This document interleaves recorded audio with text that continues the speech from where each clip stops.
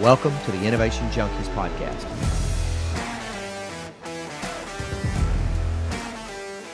Hey guys, welcome to another episode of the Innovation Junkies podcast. I'm Jeff Standridge. Hey, this is Jeff Amrine here. Glad to be back. Man, how's it going? Not too bad. Can't complain. Very good. Very good. Well, you know, we've had a series on leadership. We've had a series on strategy, multiple episodes on strategy.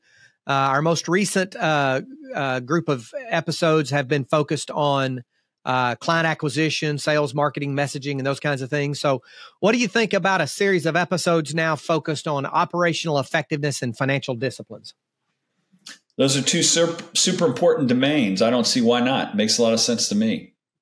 Very good. Very good. Well, why don't let's just start about, may have some listeners out there who are trying to scale or trying to grow their business, whether they're trying to double, triple, quintuple, or maybe 10x their business. And we talk a lot about 10x growth or exponential growth or sustained strategic growth.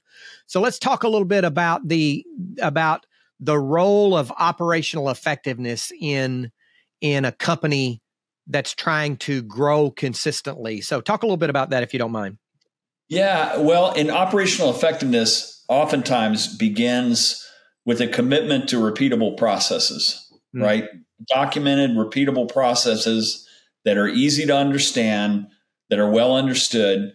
A lot of times when you have failures in scale, it's because too much information is locked up in key performers between their ears and not written down, not documented, not proceduralized in a way that you can actually scale and you've got repeatability of what you're trying to do. Yeah. You know, I can't tell you the number of executives that I work with that so many of their processes are tied to the people doing them versus the repeatability of them. And as a result, what ends up happening is that CEO and or members of his or her executive team spend a lot of time not operating at the top of their license, not performing at the top of their license. So they're doing tasks that only they can do. And as a result, they find themselves executing the work of the company versus spending time actually trying to grow the company or make it better or what have you. Yeah, it's a common problem of sort of in some ways, the cult of personality around a key person. And to some extent, in addition to not having repeatable processes, they're doing a fundamentally poor job delegating. Yeah. And a rule of thumb around that is if someone can do something as 60% as well as you can, it's time to delegate. Get them trained up. They're not going to be 100%. That's probably why you were a leader of a department, a leader of an organization, or a CEO. But when they get to that point where their 60% is good, give them the chance to learn a few things and delegate that task or that function to them.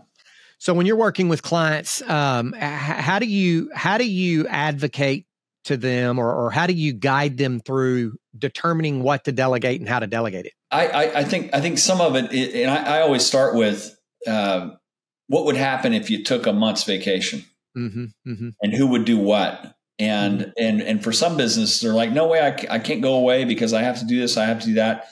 And then you ask questions about, well, who's at that next echelon of leadership and what do you have them assigned to do? And what is it that that you're so critical to that you can't count on that next echelon? And a lot of times they begin to realize I haven't empowered these people. They don't know what they're supposed to do, or they're so scared of making a mistake that they bring everything to me, in which case the leader becomes the bottleneck. You know, I have leaders go through a process of tracking their time in 15 to 30 minute increments for call it 2 weeks. The first thing I have them do is I have them calculate their annual salary divided by the number of work hours in a year. And usually that's 2,000 roughly. I have them do that. And I say that this is what your time is worth to your family. And then I have them, if they're the top executive in the company, I have them take the revenue of the company and divide it by 2,000 because that's what your time is worth to the company. And usually it's somewhere, north of hundreds of dollars an hour for their family to thousands of dollars an hour in terms of their worth to the company. And then I ask them how much time are they spending on tasks that are 14, 15, 20, 25, $30 tasks.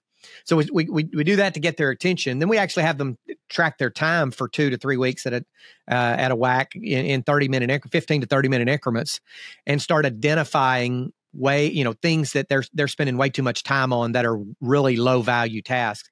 We also have, and I know you've seen us use this before, is what we call the delegation matrix, and effectively have someone draw a giant plus sign on a piece of paper, and the vertical axis is things I love to do versus things I dislike doing, and then the horizontal axis is things I'm not good at to things I'm very good at. And so you think about it, not good, don't like it, not good but like it, good but don't like it, and good at it and I like doing it, and really try to get people to move where they're spending their time up to that upper right-hand corner. I say you should be spending 70 to 80% of your time in the upper right-hand corner, 0 time in the lower left-hand corner, and no more than 10 or 15% of your time each in the other two corners. So absolutely, just some techniques we can use to get them to start thinking about where they're spending their time, if you will.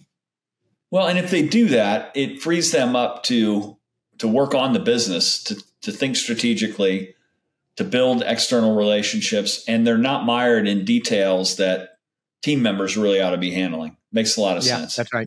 That's right. So let's talk about some of the benefits beyond, just being able to work on the business, the benefits and maybe even some of the challenges of companies that are trying to scale. What do you see when you're working with companies that are on that scaling trajectory in terms of some of the biggest benefits there? Well, the benefits of being well organized is obviously you're able to take on that growth. Growth puts a lot of stress. Scale and growth puts a lot of stress. It puts stress on team. It puts stress on potentially on the performance of systems and infrastructure. All those things are really important, and in understanding what the limitations are, both with your people and your systems and your infrastructure, is really kind of a key thing. And I think being completely reflective and introspective and honest about where those limitations are is kind of where you start. Yeah. You really have to be able to shine that mirror and say, these are the things that are preventing us from growth, whether it's team members or infrastructure. I guess technically the word scale itself kind of implies a degree of operational effectiveness and operational efficiency, right? So technically, when we say that we can scale something, is that we can grow revenue much more quickly than we're growing incremental expense to support that revenue. Yeah. And so to be able to do that, you have to have at least some degree of operational effectiveness and operational efficiency in order to do so. Yeah, it's true. It's true. And I think there also has to be a fundamental understanding of the nature of the business. So if it's a labor intensive, if it's a trust based business versus some kind of technology platform, those are inherently more difficult to scale. You can scale based on finding more people that have the level of expertise that you need in order to be able to grow those accounts, grow that business. Some other businesses, if they're based on a platform, it's just a matter, is the technical infrastructure there, and can you sell it and acquire customers well enough to scale? So understanding that the nature of your business as you're thinking about scale is really important as well. Yeah, no, you're right. And having a system in place to be able to manage your business and to plan for and manage the growth. So we use what we call a strategic growth system. Vern Harnish has his scaling up methodology that he and Gino Wickman have kind of compared notes on with Gino's entrepreneurial operating system. And there are a number of those kinds of platforms or systems out there, and having one that you can adapt to your particular company to not only plan for the growth, but also to address the risks, the challenges, and the issues that arise in your operations when they present themselves is vitally important as well. A lot of tech ventures make the mistake of trying to scale before they're ready. And they burn up a lot of money. They end up incinerating a lot of cash, as some of our colleagues will say. Yeah. Because they may not have product market fit. They may not have repeatable procedures. They might not have the right people in the right seats. they try to scale prematurely. They burn up all the money. They don't get as far in the market as they expect to. So there could be real risk. You have to know when you're ready. And I think the strategic growth system is one way, plus with Growth DX is an initial view into where the strengths and the weaknesses that you can be prepared for growth. Yeah, the Growth DX is our growth diagnostic, the strategic growth diagnostic that assesses 7 domains of potential growth, and then of the SGS, or the strategic growth system, is generally the system that we put in place to help organizations to scale. I don't know who was the one that said it first, but going back to the comment that you just made, but they said, do what doesn't scale before you try to build something that does scale. And I used to have that same approach when I ran an IT shop as a software development shop, was that people would come to me wanting to put software around a process that they haven't even really documented yet. And that is a recipe for spending lots of money very, very quickly and getting nothing in return, incinerating a lot of cash, as you said a moment ago.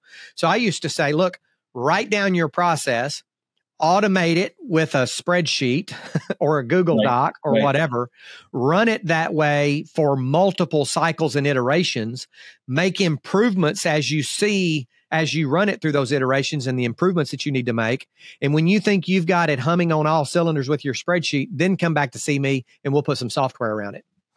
Yeah, exactly. I mean, and it is kind of a fundamental mistake when you see ventures of any size make commitments to software platforms without fully understanding how it all works, even whether it's manual or whether it's with available free tools. That's a recipe for disaster, for sure. That's right. So we're talking about scaling your business, growing your business 2 times, 4 times, 8 times, 10 times, whatever that number is. And the impact of operational effectiveness, or the importance and impact of both operational effectiveness and financial disciplines. Today, we're just kind of setting the stage with both of those. And we're going to come back and unpack those in a few more episodes over the course of the coming weeks. You ready for that? I'm ready for it. Can't wait. Should be good.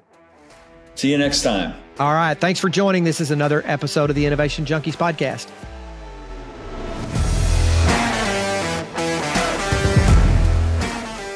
Feedback from listeners like you helps us create outstanding content. So if you like this episode, be sure to rate us or leave a review.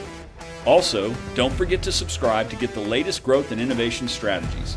Thanks for tuning in to the Innovation Junkies podcast.